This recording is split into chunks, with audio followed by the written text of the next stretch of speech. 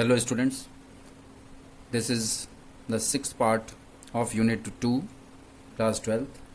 We'll study about the combination of cells in this part and also the Kirchhoff laws. Now let's start with the combination of cells.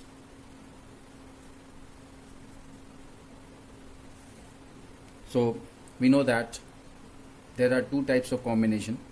First one is series combination, second parallel combination, and here we will take third one as mixed combination. So we will discuss series combination first. Series combination. What is the meaning of series combination? It is similar to the series combination of the resistance which we have studied, or the series combination of the capacitors. So suppose there are small n identical cells and each cell has EMF capital E, and each cell has internal resistance small r. So suppose this is the series combination and each cell has got its EMF as E and internal resistance is small r. Okay, now these are connected in series. When we connect the negative of first to the positive of second, then the negative of second to the positive of first, in this way if we connect all the cells, then we can say that they are in series. So according to this series combination, what will be the total EMF of the combination? Total EMF of the combination. अब series का आप लोग याद कीजिए, इसको resistance से compare कीजिए. when the resistances are connected in series, then which formula we are using to find out the equivalent resistance? That is R is equal to R1 plus R2 plus R3 and so on. And if there are various cells, so suppose n identical cells, we have supposed it that the n cells which are identical means each cell has got the EMF E and the internal resistance small r. That's why it is called as identical cells. And these n identical cells are connected, then the total connected in series, then the total EMF of the combination will be called as n multiplied by E. Similarly, the total internal resistance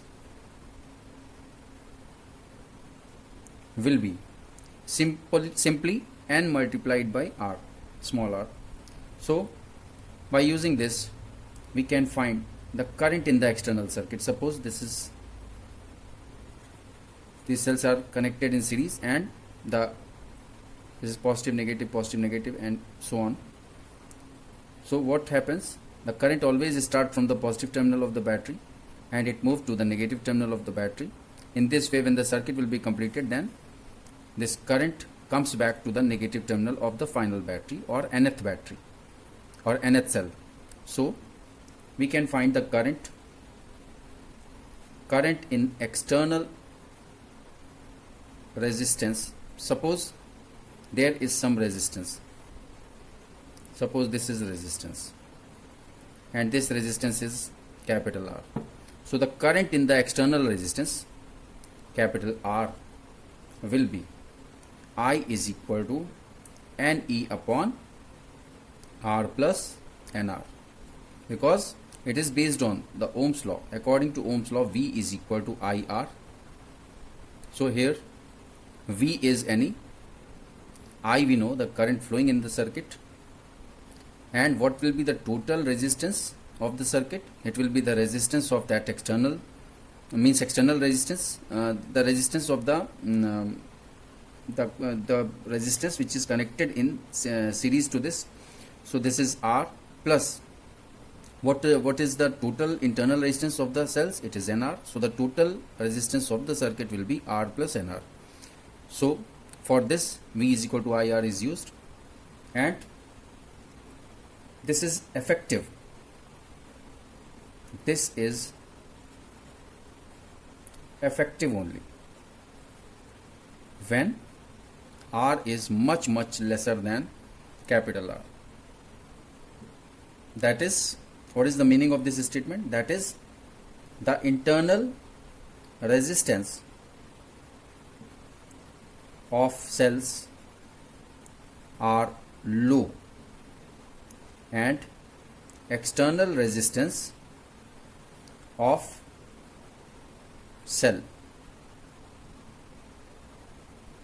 external resistance which is connected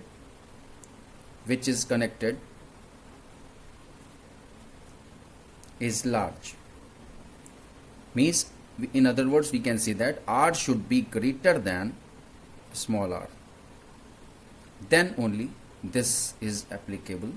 So we have to remember that I is equal to NE upon R plus NR is the formula by using which we can find out the current flowing in the circuit when the external resistance of value capital R is connected to the series combination of the cells.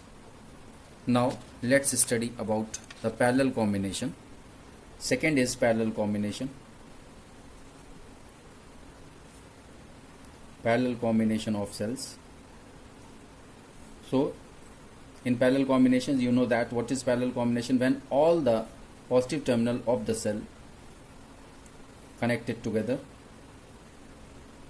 and the negative terminals are also connected together, then this combination is known as the parallel combination of the cell.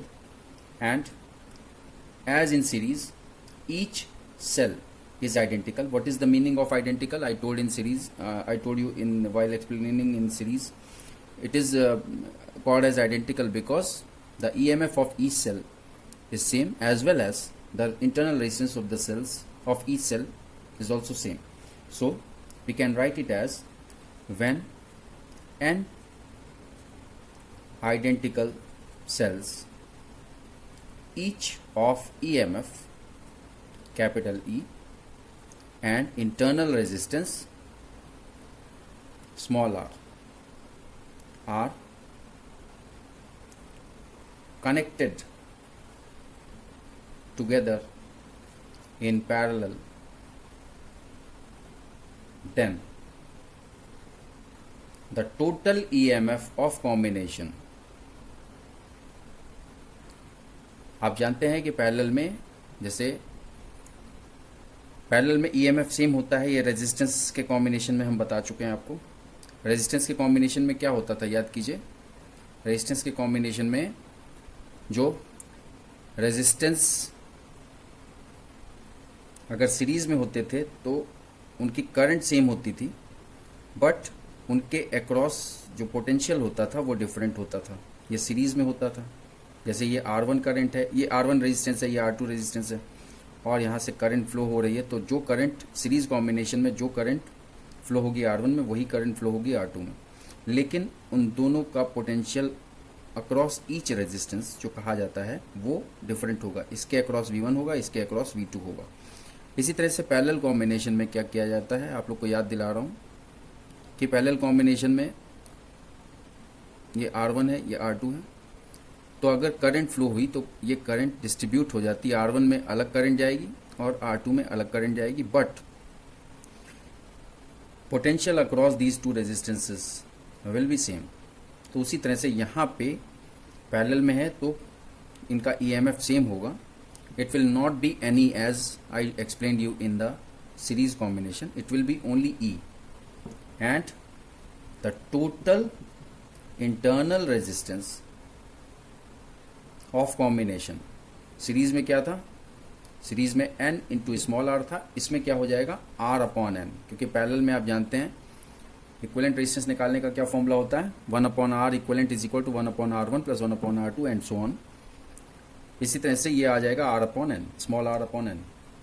And suppose the current in the external resistance is required to find out. So current in external resistance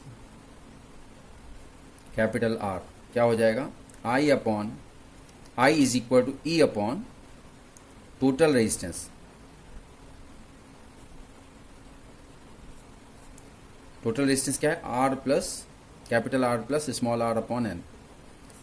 ये भी वही ohm's law के ऊपर based है। It is based on V is equal to I R. यहाँ पे V की जगह E हो गया, I आप फाइंड कर रहे हैं, R हो जाएगा total resistance of the circuit. और यहाँ पे भी जैसे सीरीज में हमने लिखा था, this combination is effective only when R is less than internal resistance, that is the internal resistance of cells are large and external resistance is less, or we can say low. So this is the main difference between the series and parallel combination. You have to remember this formula. I is for series combination of the cell, I is equal to NE upon R plus NR, and for parallel combination, I is equal to E upon R plus R upon N. Now third type of combination is mixed combination.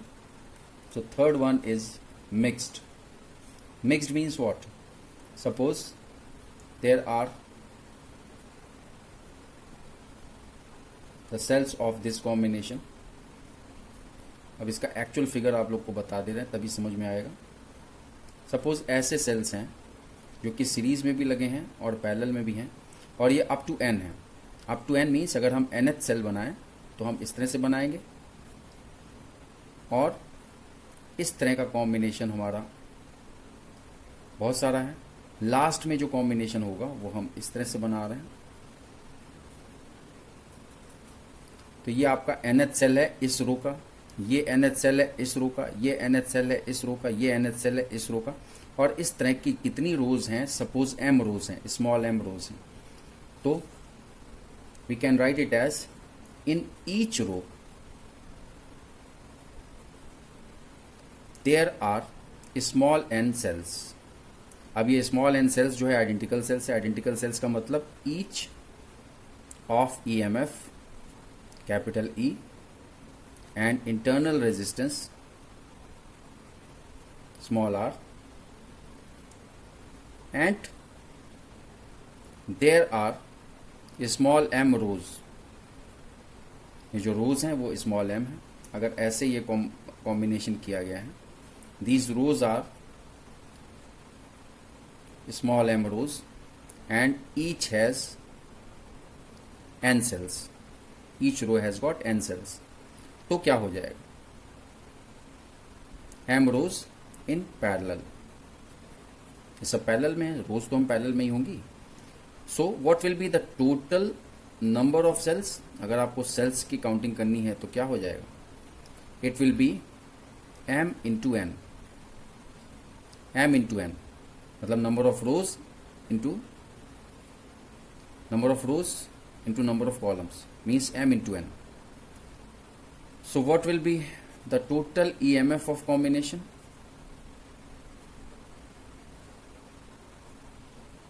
It will be NE। ये आपको याद रखना है, सबका EMF E है, तो total EMF of the combination NE होगा। अब क्योंकि पैरेलल में है तो इसका NE, इसका NE, इसका NE, इसका NE, सबका NE सेम हो जाएगा, ठीक है। लेकिन हम सीरीज के हिसाब से हम केवल NE लेंगे, क्योंकि सीरीज में तो हम पोटेंशियल को मल्टीप्लाई कर रहे हैं ना, नंबर ऑफ सेल्स है। तो जितनी भी सेल्स होंगी जो पैरेलल में होंगी उन सब का EMF NE ही होगा, क्योंकि पैरेलल कॉम्बिनेशन में आप लोग को बताया है कि पोटेंशियल सेम होता है, करंट डिफरेंट होती है अलग अलग उसमें। So now we can find out the total internal resistance of combination. अब ये बताइए कैसे होगा टोटल इंटरनल रेजिस्टेंस, क्योंकि सारे इंटरनल रेजिस्टेंस जो हैं सीरीज में भी हैं और साथ ही साथ पैरेलल में भी हैं। तो हम इसको आपको यहाँ पे ये चीज़ दिमाग में रखनी है, it will be NR upon M। NR upon M ये बहुत इंपॉर्टेंट है। ये NE, ये M into N, total number of cells M into N, total EMF of the combination NE, total internal resistance of the combination NR upon M। तो अब current in external resistance जो हम लोग निकालते चले आ रहे हैं, पर्पस क्या है इन सब का, करंट इन एक्सटर्नल रेजिस्टेंस निकालने के लिए ही ऐसा होता है। So suppose external resistance R है, so current in external resistance R के लिए हमारा फॉर्मूला क्या हो जाएगा, बिल्कुल वही ओम्स लॉ को यूज करके, it will be N E upon total resistance, एक तो एक्सटर्नल रेजिस्टेंस है ही, प्लस हमारा रेजिस्टेंस क्या है कॉम्बिनेशन का, मिक्स्ड कॉम्बिनेशन का, N R upon M, N R upon M, ये आपको याद रखना है। ठीक है, अब हमारे पास, मैं फिर से याद दिला दे रहा हूं, सबसे पहले हमने सीरीज कॉम्बिनेशन पढ़ा। सीरीज कॉम्बिनेशन में हमारा जो फॉर्मूला आया for finding out the current flowing in the external resistance, it will be I is equal to N E upon, ये आपको याद रखना है, I is equal to N E upon R plus N R. उसके बाद parallel combination किया गया। Parallel combination में in current flowing in the external resistance, I is equal to E upon R plus small are upon n, ये याद रखना है। उसके बाद हमने मिक्स्ड वाला किया। मिक्स्ड वाले में आपको ये याद रखना है कि I is equal to N E upon R plus N small are upon M. ठीक है, तो अब इसको हम रीअरेंज कर सकते हैं। इसको रीअरेंज कैसे कर सकते हैं, क्योंकि अगर हमको मैक्सिमम करंट निकालनी है तो हमको इसको रीअरेंज करना पड़ेगा to show the condition of maximum current flowing in the circuit. कैसे रीअरेंज करेंगे देखिए, अब हमारा आया I is equal to N E upon R plus N R upon M. अब अगर हम यहाँ पे एलसीएम ले लें तो क्या हो जाएगा, I will be equal to N E upon, यहाँ पे आप एलसीएम ले लीजिए एम का, R plus N R upon M का एलसीएम ले लेंगे तो क्या हो जाएगा, M R plus N small r. अब नेक्स्ट स्टेप में क्या हो जाएगा, ये एम ऊपर चला जाएगा तो ये M N E upon M R plus N R हो जाएगा। ठीक है, यही तो होगा। अब उसके बाद देखिए यहां पे M R plus N R, इसके लिए हम क्या कर सकते हैं, इसके लिए इसकी जगह M R plus N R की जगह हम लिख सकते हैं I is equal to M N E upon under root M R minus N R whole square plus 4 M N small R capital R. ये कहां से आया, ये एक फॉर्मूले से आया, और वो कौन सा फॉर्मूला है, M R plus N R. ये फॉर्मूला कहाँ है, मतलब ये फॉर्मूला इसमें मैथ्स यूज हुई है। कैसे यूज हुई है आपको बता दे रहे हैं, A plus B whole square is equal to A minus B whole square plus 4ab, ये फॉर्मूला यूज हुआ है यहाँ पे। अब यहाँ पे A plus B whole square को अगर हम होल स्क्वायर हटा दें तो it will be A plus B is equal to under root A minus B whole square plus 4ab होगा। और यही चीज यहाँ पे यूज की गई है। ए की जगह एम आर है, बी की जगह एन आर है, तो हमें M R plus N R निकालना है, तो इसका मतलब A plus B, it will be equal to under root A की जगह एम आर, बी की जगह N R whole square plus 4 A की जगह एम आर और बी की जगह एन आर। तो ये कॉम्बिनेशन हो गया। इसकी जगह हम इस फॉर्मूले को यूज करके हम ये चीज लाए। उसके बाद देखिए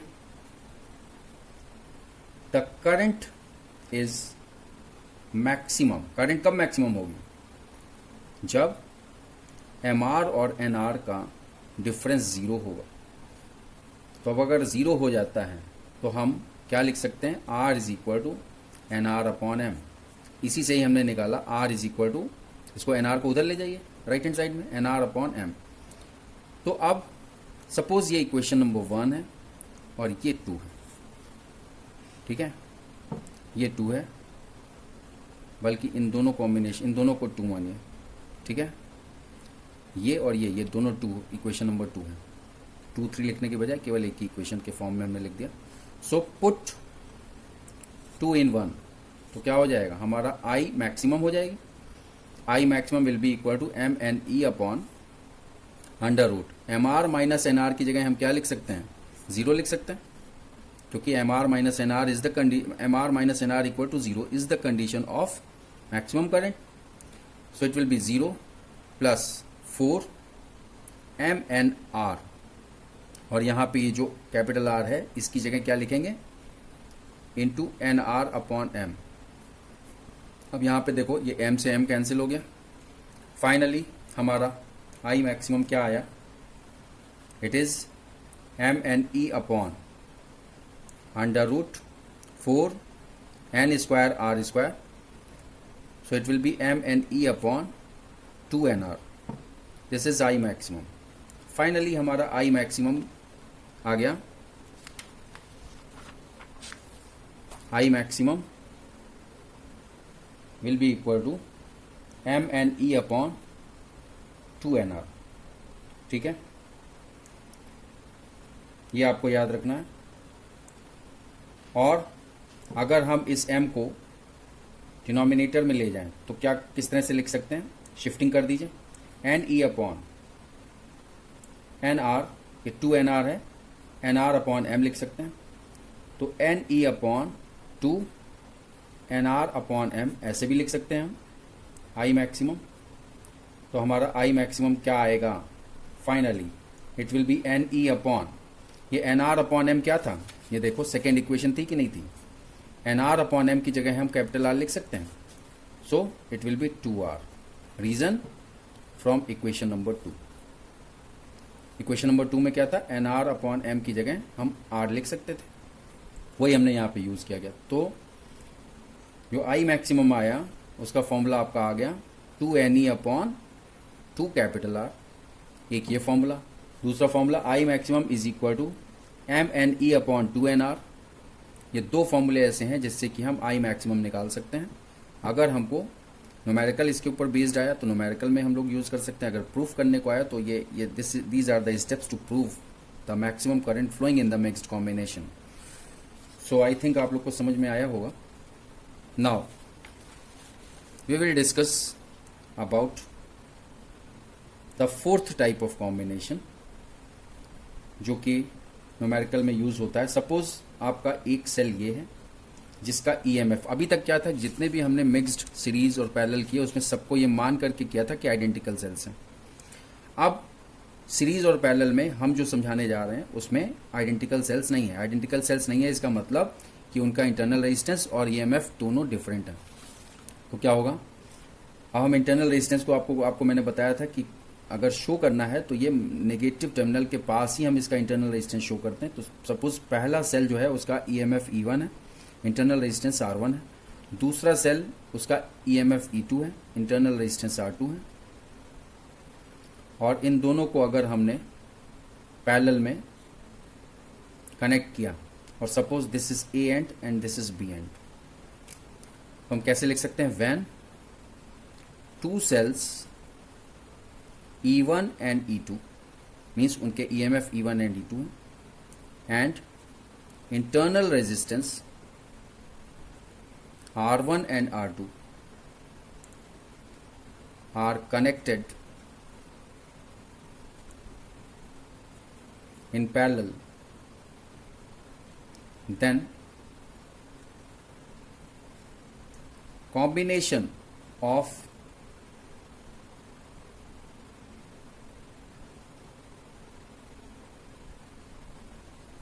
the EMF कैपिटल E कैसे होगा? It will B E1 R2 plus E2 R1 upon R1 plus R2. ये फॉर्मूला है, ये आपको याद रखना पड़ेगा. न्यूमेरिकल्स में ये यूज होता है. Capital E is equal to E1 R2 plus E2 R1 upon R1 plus R2. ठीक है.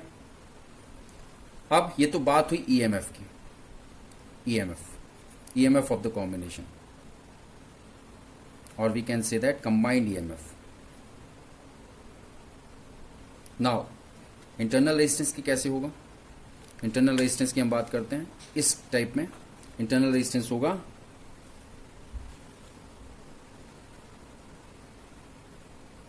internal resistance will be small r is equal to R1 R2 upon R1 plus R2, क्योंकि parallel combination है तो इसलिए वही formula 1 upon R is equal to 1 upon R1 plus 1 upon R2 and so on. तो जब हम इसको करते हैं तो R1 R2 upon R1 plus R2 हो जाएगा. अब यहाँ पे एक क्वेश्चन आप लोग के माइंड में आ रहा होगा कि अगर हम ये दोनों सेल्स को पैरेलल कॉम्बिनेशन में हमने इस तरह से कनेक्ट किया कि दोनों का पॉजिटिव टर्मिनल एक साथ जुड़ा हुआ है, दोनों का नेगेटिव टर्मिनल एक साथ जुड़ा हुआ है. अब अगर ये कॉम्बिनेशन अलग हो जाए। अलग हो जाए मीन्स अगर हमने ऐसा कॉम्बिनेशन सोचो कि ऐसा हो, ये E1 है, ये इसका इंटरनल रेजिस्टेंस R1 है, ये E2 है। मैंने कहा कि इंटरनल रेजिस्टेंस हमेशा शो किया जाता है, अगर सर्किट में शो किया जाता है तो वो नेगेटिव टर्मिनल के पास में शो किया जाता है। हर चीज़ का एक तरीका होता है। तो अगर हमने इस तरह से इसको ज्वाइन किया कि positive terminal of first is connected to the negative terminal of second and the negative terminal of first is connected to the positive terminal of the second, तो उस समय क्या होगा? तो हम क्या लिख सकते हैं? If polarities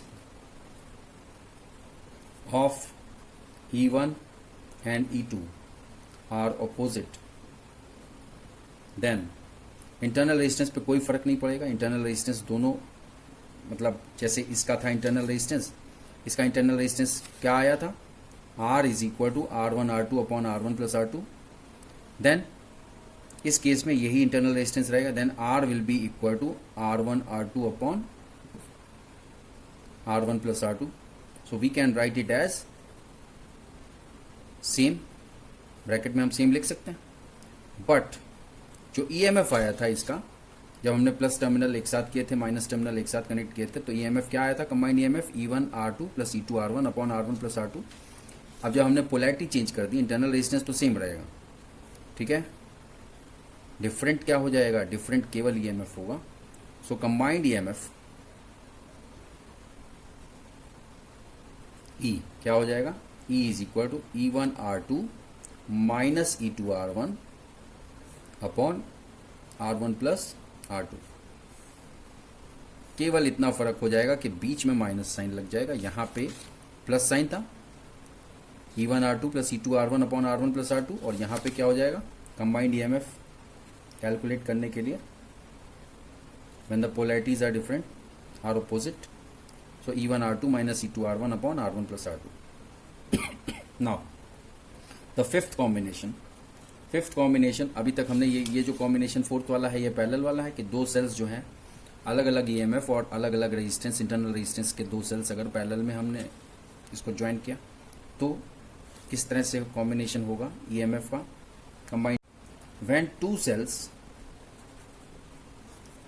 of EMF E1 E2 and internal resistance R1 R2 are connected in series, then अब देखिए ये पहला E1 है, इसका इंटरनल रेजिस्टेंस R1 है, दूसरा सेल E2 है, इसका इंटरनल रेजिस्टेंस R2 है। अगर ये सेल्स दोनों कनेक्ट कर दिए जाए सीरीज में, तो आपको ये याद रखना है कि combined EMF will be equal to the summation of both the EMF E1 that is E1 plus E2। Series में जैसे रेजिस्टेंस जो ऐड करते हैं वैसे EMF ऐड हो जाएगा, और इसी तरह से क्योंकि इंटरनल रेजिस्टेंस भी है तो इसलिए equivalent internal resistance will be R1 plus R2। बहुत सिंपल है, देखो सीरीज कॉम्बिनेशन में ये दोनों ऐड हो जाएंगे EMF और दोनों इंटरनल रेजिस्टेंस ऐड हो जाएंगे। बट अगर ये कॉम्बिनेशन ऐसा हो कि पोलैरिटी चेंज हो रही है, जैसे यहाँ पे हमने आपको बताया पैरेलल में पोलैरिटी चेंज करके यहाँ पे पोलैरिटी चेंज हो रही है। Suppose this is E1 and R1 and this is R2, this is E2, means the negative of first terminal, the negative of first cell, negative terminal of first cell is connected to the negative terminal of second cell, means polarity opposite हो गई। Then यहाँ पे क्या हो जाएगा? जो EMF होगा उसका डिफरेंस हो लिया जाएगा, मीन्स E1 माइनस E2। इसी तरह से अब सोचो रेजिस्टेंस में क्या होगा? रेजिस्टेंस, इनकी पोलैरिटी चेंज होने से इंटरनल रेजिस्टेंस पे कोई फर्क नहीं पड़ा, इंटरनल रेजिस्टेंस वही होगा जो कि पहले था, क्योंकि सीरीज में है। हमने सीरीज कॉम्बिनेशन को नहीं छेड़ा ना, हमने केवल पोलैरिटी को छेड़ा। तो जब पोलैरिटी को छेड़ेंगे तो इंटरनल रेजिस्टेंस पे कोई फर्क नहीं होगा। देखो पैरेलल में भी हमने देखा था इंटरनल रेजिस्टेंस पे कोई फर्क नहीं पड़ा था। फर्क क्या पड़ा था? कंबाइंड EMF पे फर्क पड़ा था, और कितना फर्क पड़ा था? केवल प्लस माइनस का फर्क पड़ा था। यहाँ पे पैरेलल में बीच में प्लस आ गया था, जब दोनों के प्लस टर्मिनल और दोनों के माइनस टर्मिनल आपस में ऐड करके सर्किट में रखे जाते हैं, और जब पोलैरिटी चेंज कर दी गई, एक का प्लस दूसरे के माइनस से, दूसरे का प्लस पहले के माइनस से ऐड कर दिया जाएगा, ज्वाइन कर दिया जाएगा, तो भी इंटरनल रेजिस्टेंस सेम रहेगा, बट उसका ईएमएफ चेंज हो जाएगा और केवल प्लस माइनस का अंतर है। उसी तरह से यहाँ पे भी देखिए प्लस और माइनस का ही अंतर है, कोई डिफरेंट नहीं है। ठीक है, तो ये आपका कॉम्बिनेशन ऑफ सेल्स कंप्लीट हो गया। इसके ऊपर प्रूफ भी पूछा जा सकता है, न्यूमेरिकल भी पूछा जा सकता है, और इसमें कोई चीज़ रटने वाली नहीं है। सिर्फ एक चीज़ आपको बस ध्यान में, जो मैंने बताया था, मिक्स्ड कॉम्बिनेशन में आपको ये याद रखना है कि टोटल ईएमएफ एन होगा और टोटल इंटरनल रेजिस्टेंस NR/M होगा, केवल इतना याद रखना। Now we will talk about Kirchhoff law.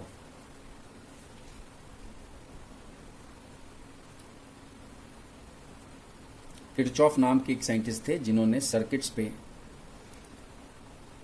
Study किया, और उनके हिसाब से उन्होंने करंट और ईएमएफ के लिए दो लॉज दिए।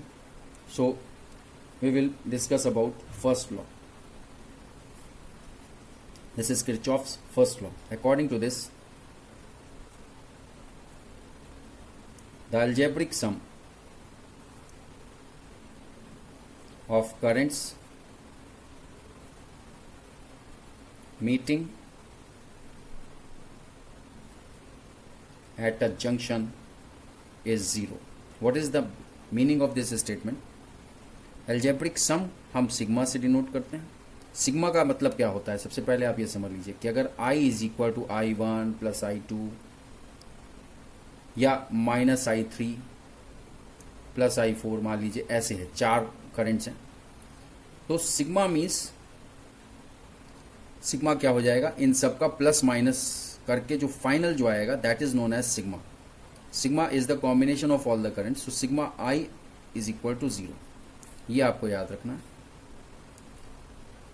What is the meaning of this statement, इस तरह से समझिए कि सपोज एक कोई पॉइंट है, जंक्शन पॉइंट, इसमें करंट I1 जो है वो इस पॉइंट की तरफ आ रही है, इसी तरह से I2 भी इस पॉइंट की तरफ आ रहा है, I3 इस पॉइंट से दूर जा रहा है, I4 दूर जा रहा है, I5 भी दूर जा रहा है। ठीक है, इस पॉइंट से करंट मूव हो रही है away from this point.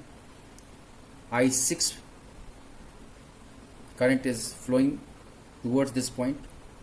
I7 also goes away from this point and I8 goes away from this point. मान लीजिए ये है कॉम्बिनेशन। तो अब क्या हो जाएगा, according to the first law, first Kirchhoff's law, total current entering a junction, this is the junction from where the current is going out or current is coming to this junction is equal to total current leaving a junction। junction क्यों यहाँ पे use किया, जैसे आप लोग के city के railway station के नाम के आगे जंक्शन लिखा होता है। जंक्शन का मतलब क्या होता है कि उस प्लेस पे ट्रेन आती है, एक डायरेक्शन में जाती है, उस प्लेस पे दूसरी ट्रेन आती है, वो दूसरी डायरेक्शन में जाती है। मीन्स उस पर्टिकुलर जंक्शन पे से हो करके अलग अलग डायरेक्शंस में ट्रेन आती है और अलग अलग डायरेक्शंस से ट्रेन आती है और जाती है। तो उसी तरह से total current entering in the junction is equal to total current leaving a junction. तो यहाँ पे अगर हमको करना है तो आप देखो यहाँ पे क्या हो जाएगा, करंट कमिंग को अगर आप एक ही चीज़ आप ले सकते हैं, एक चीज़ फॉलो करनी होगी कि चाहे जो करंट आ रही है उसको आप प्लस में लीजिए या जो करंट जा रही है उसको माइनस में लीजिए। तो अगर हम सिग्मा आई निकालते हैं तो क्या हो जाएगा, इट विल बी I1, मतलब अगर हम ये ले रहे हैं कि जो करंट आ रही है जंक्शन में वो पॉजिटिव है, तो करंट कौन सी आ रही है, I1 I2 जंक्शन की तरफ आ रही है, और कौन सी जंक्शन की तरफ आ रही है, I6 आ रही है, I1 I2 I6। तो I1 plus I2 plus I6, these are the total current entering in a junction। और यहाँ जंक्शन से बाहर कौन कौन सी जा रही हैं, I1 I2 I6 हो गया, बाहर जा रही है I3 I4 I5 I7 I8। सो I2 I4 I5 I7 I8। तो इसका मतलब ये हुआ कि total current entering in a junction is I1 plus I2 plus I6 and total current leaving a junction is I2 plus I4 plus I5 plus I7 plus I8. ठीक है, इसका use होता है न्यूमेरिकल्स में. Now the second law, Kirchhoff का second law क्या है? In close loop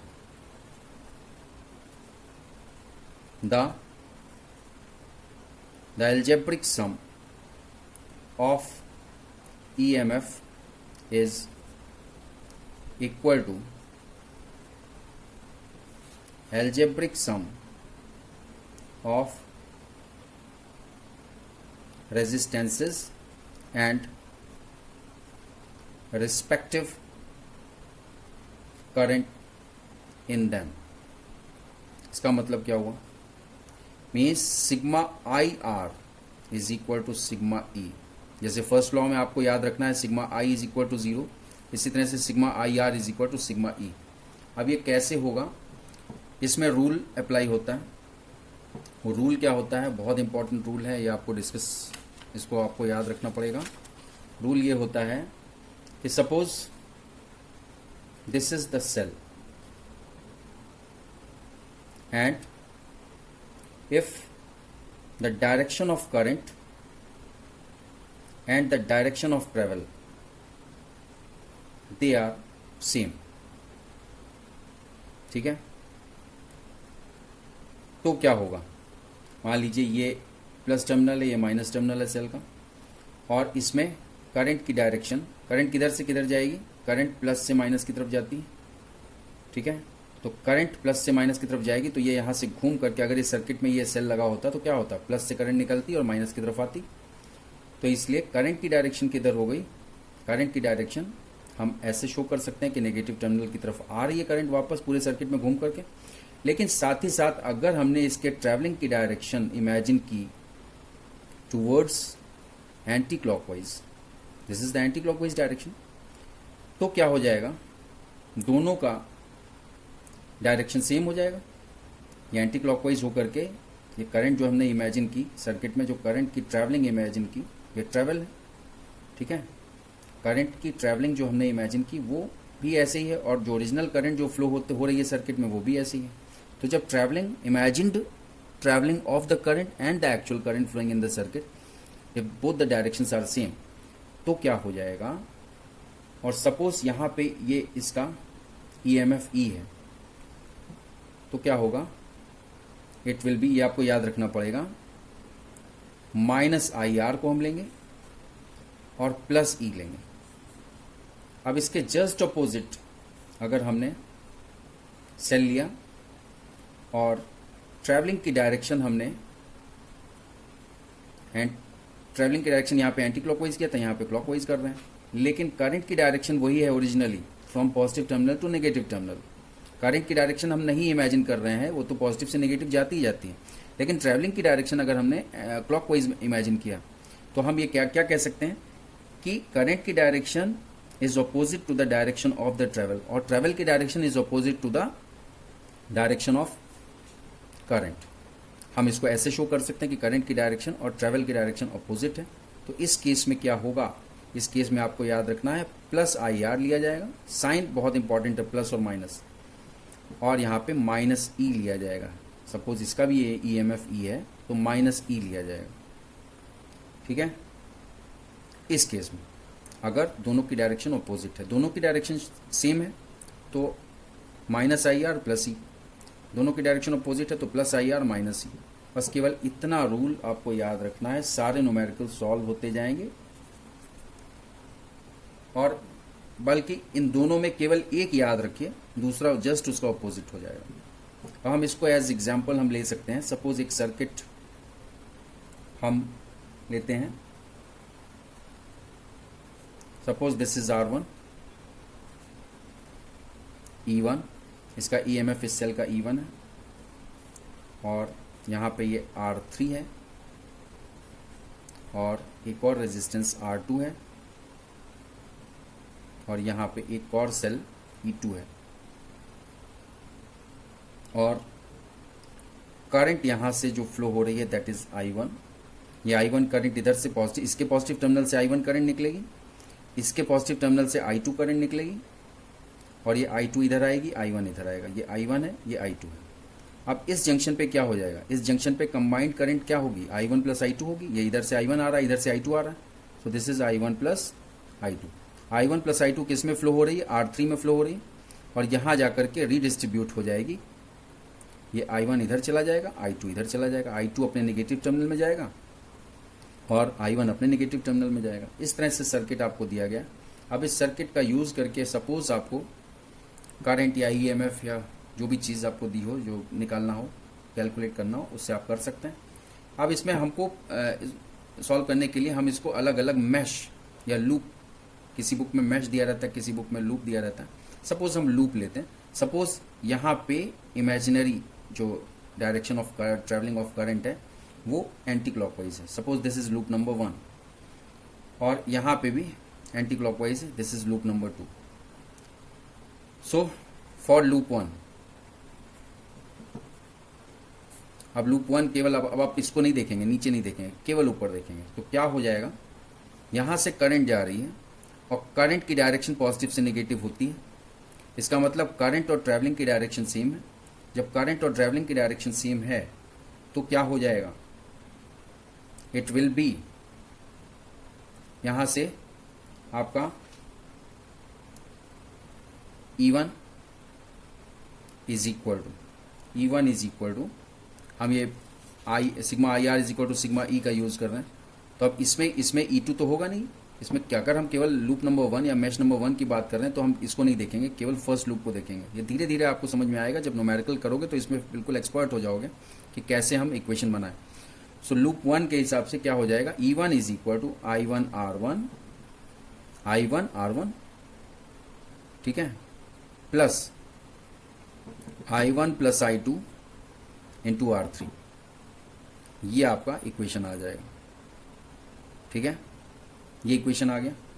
इसी तरह से आप फॉर लूप नंबर 2, ये नीचे वाला लूप देख रहे हैं, उसमें क्या हो जाएगा, नीचे वाले लूप में देखो, ये ट्रैवलिंग की डायरेक्शन अपोजिट है किसके, करंट की डायरेक्शन में। यहाँ पे तो सेम थी, करंट की डायरेक्शन और ट्रैवलिंग की डायरेक्शन सेम हो गई थी, लेकिन यहाँ पे क्योंकि ट्रैवलिंग की डायरेक्शन एंटी क्लॉकवाइज है और करंट की डायरेक्शन क्लॉकवाइज है, I2 की डायरेक्शन देखो क्लॉकवाइज है और I1 I2 की भी डायरेक्शन क्लॉकवाइज हो गई। तो अब हम ऊपर को नहीं देखेंगे, नीचे को देखेंगे फॉर लूप नंबर 2। तो हमारा क्या आ जाएगा, minus I1 plus I2 into R3 minus I2 R2 is equal to minus E2। तो हम क्या लिख सकते हैं, E2 is equal to I1 plus I2 into R3 plus I2 R2। E2 इस तरह से आ जाएगा। तो अब आपकी दो इक्वेशन आ जाएगी, इसके ऊपर बेस जिस तरह से भी आपको न्यूमेरिकल सॉल्व करने को बोला जाए आप सॉल्व कर सकते हो। This is all about the Kirchhoff law and the combination of the cells. Thank you very much for watching.